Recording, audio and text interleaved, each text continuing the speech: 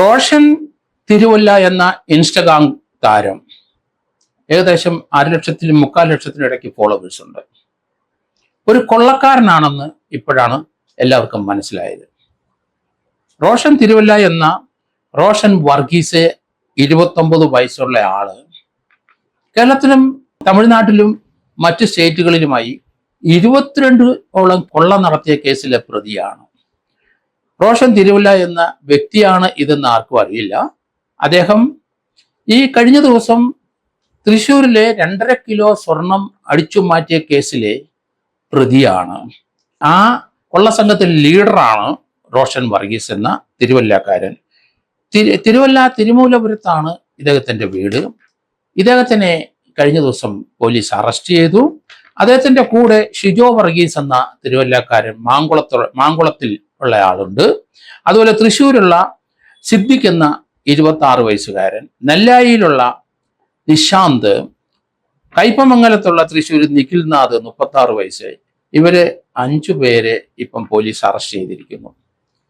അവര് തൃശ്ശൂരുള്ള 2.5 കിലോ സ്വർണം അടിച്ചു മാറ്റിയതാണ്. മണ്ണുന്തി ദേശീയപാതയിലെ പട്ടിക്കാട് കല്ലിടുക്കില് കാർ തടഞ്ഞു നിർത്തി ആ കാറിനകത്തുണ്ടായിരുന്ന 2.5 കിലോ സ്വർണം അടിച്ചു മാറ്റി അവർ രക്ഷപ്പെട്ടു.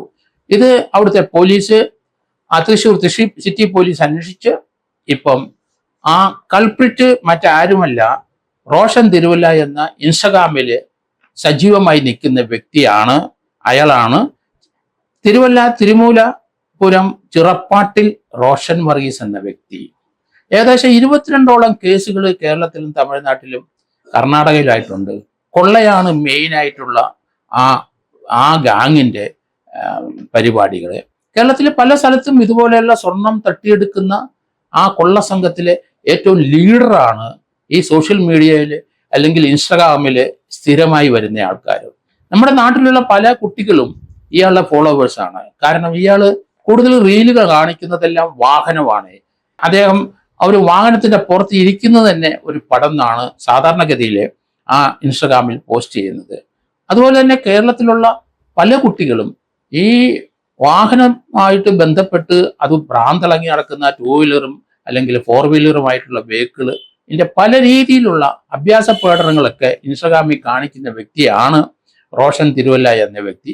അയാളാണ് കേരളത്തിലെ ഏറ്റവും വലിയ കൊള്ളസംഘത്തിലെ ലീഡർ എന്ന് ഇപ്പോഴാണ് മനസ്സിലാകുന്നത്.